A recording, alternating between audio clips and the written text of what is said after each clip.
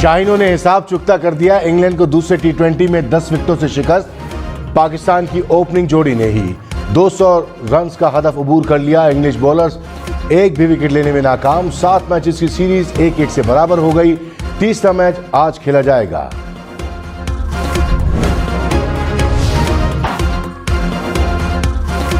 King Babar is back. Babar Azam की शानदार century. 66 गेंदों पर 110 रन बनाए, 11 चौके 5 छक्के लगाए। मोहम्मद रिजवान की मुसलसल तीसरी निस्फ सेंचुरी। 51 गेंदों पर 88 रन जोड़े, 5 चौके 4 छक्के लगाए। बाबर और रिजवान आगे सबसे आगे। सबसे ज्यादा सेंचुरी पार्टनरशिप्स का अपना वर्ल्ड रिकॉर्ड बेहतर कर लिया। टी20 में 7वीं बार सेंचुरी पार्टनरशिप कायम की। बाबर और रिजवान 200 रन की पार्टनरशिप बनाने वाली पहली पाकिस्तानी जोड़ी। 197 रन की अपनी ही पार्टनरशिप का रिकॉर्ड तोड़ डाला।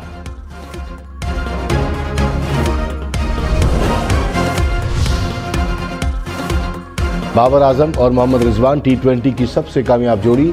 भारत के शेखर धवन और रोहित शर्मा की जोड़ी को पीछे छोड़ दिया। भारतीय जोड़ी ने 52 इनिंग्स में 1743 रन बनाए। बाबर और रिजवान ने 36 इनिंग्स में 1929 रन बना लिए। इंग्लिश कप्तान मोइन अली के 23 गेंदों पर 55 रन। इनिंग्स में 4 छक्के 4 चौके लगाए।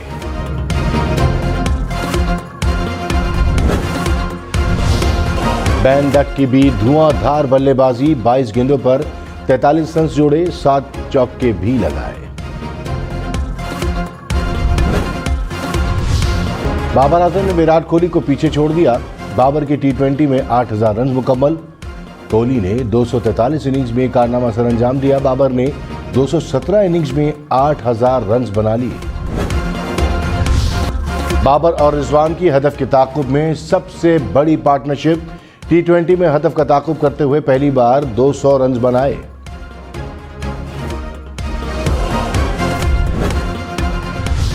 ग्रीन शर्ट्स ने कराची में तारीख रकम कर दी। इंग्लैंड को टी20 इंटरनेशनल में पहली बार 10 विकेटों से शिकस्त। इंग्लैंड 200 रन का हदफ देकर 10 विकेटों से हारने वाली पहली टीम भी बन गई।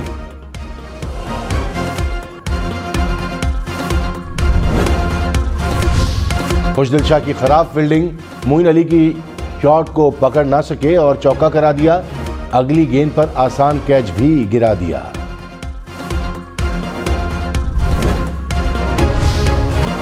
शाहनवाज दाहानी के 2 गेंदों पर 2 शिकार। एलेक्स हेज और डेविड मिलान को पवेलियन भेजा।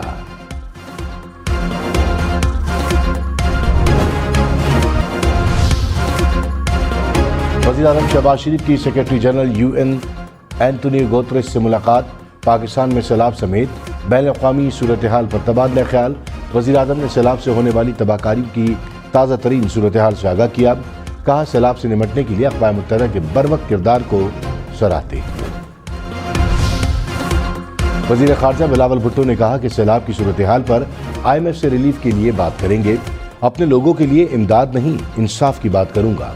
सैलाब से मुतासर इलाकों में वबाई अमराज फैलने का खदशा है। न्यूयॉर्क में काउंसिल ऑफ फॉरेन रिलेशन से खिताब। कहा मुतासरीन की इमदाद के लिए $30 अरब की जरूरत है। सैलाब से मुतासरा पाकिस्तान के लिए आलमी बिरादरी का ताउन नागुज़ीर है।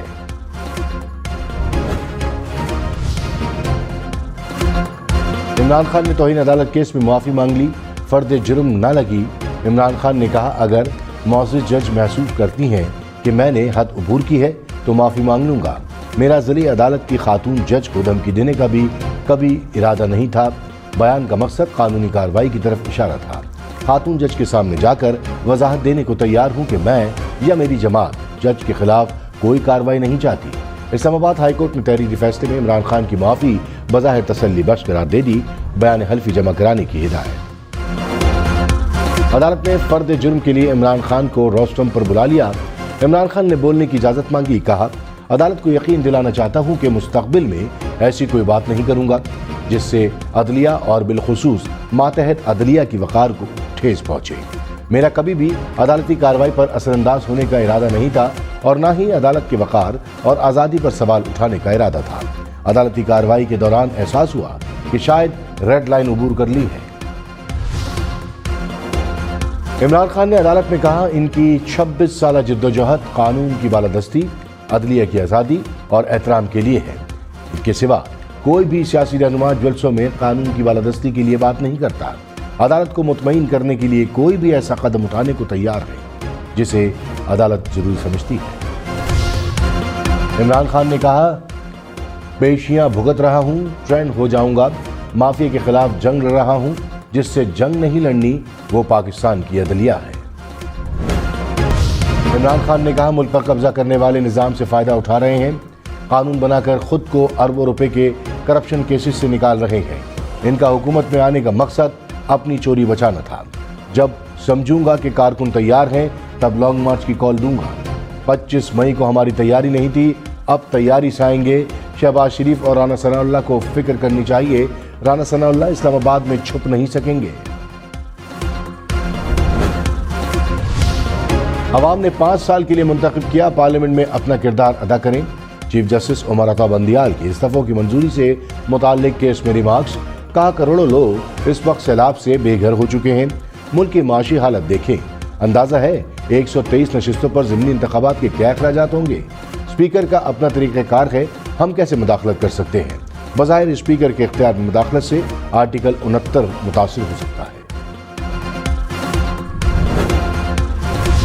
फवाद चौधरी ने कहा, इलेक्शन पर अखराजात से कहीं बड़ी कीमत हम इलेक्शन न होने की दे रहे हैं। रिजीम चेंज ऑपरेशन के बाद सिर्फ करेंसी के ज़मन में 5 अरब डॉलर्स का नुकसान हुआ। अवाम मौजूदा असम्बली को नुमाइंदा नहीं समझते। 5 साल असम्बली की मुद्दत है, लेकिन इससे पहले तोड़ी जा सकती है।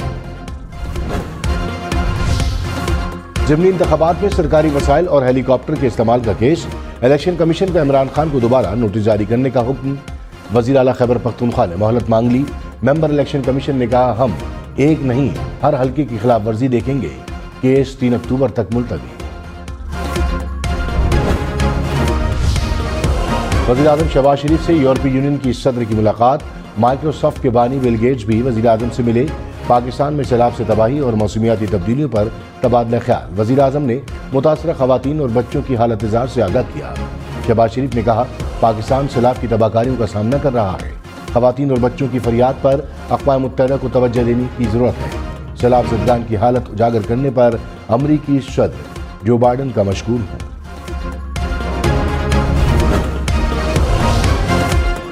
मुल्क में बारिशों और सैलाब से मजीद 7 अफराद जाँ बहक। अमवात की मजमूई तादाद 1576 हो गई। 24 घंटों में सिंध में 6, बलूचिस्तान में 1 शख्स जाँ बहक। 14 जून से अब तक 12,862 अफराद जख्मी हुए। सैलाब के बाइस 20 लाख से जायद मकानात और 392 पुल तबाह। 13,000 से जायद किलोमीटर सड़कें मुतासिर। 10,17,000 से जायद मवेशी हलाक हुए। वज़ीर आज़म शहबाज शरीफ और सऊदी वली अहद मोहम्मद बिन सलमान का टेलीफोनिक राब्ता। सैलाब की सूरत हाल, रिलीफ और बहाली के इक़दामात पर गुफ्तगू। वज़ीर आज़म ने सैलाब मुतासिरीन की मदद पर सऊदी अरब का शुक्रिया अदा किया। मोहम्मद बिन सलमान की सैलाब मुतासिरीन की मदद जारी रखने की यकीन दहानी। वज़ीर आज़म ने मुआशी ताउन को भी सराहा। भारत की पाकिस्तान के खिलाफ एक और साजिश बेनकाब। भारत से चलाए जाने वाला ट्विटर नेटवर्क पकड़ा गया। स्टैनफोर्ड इंटरनेट ऑब्जर्वेटरी ने भारत का भांडा फोड़ दिया। कहा, नेटवर्क पाकिस्तान और पाक फौज के खिलाफ प्रोपेगेंडे में मुलव्वस था।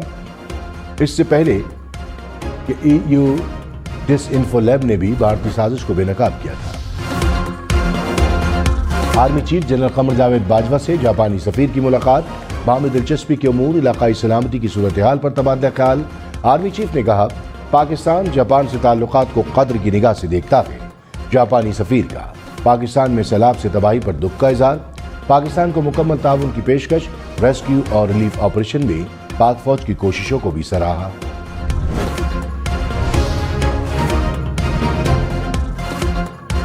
चिली की वेल, युगांडा का गोरिल्ला और चीते की फैमिली। दुनिया की बेहतरीन ब्लैक एंड व्हाइट तस्वीरों का ऐलान।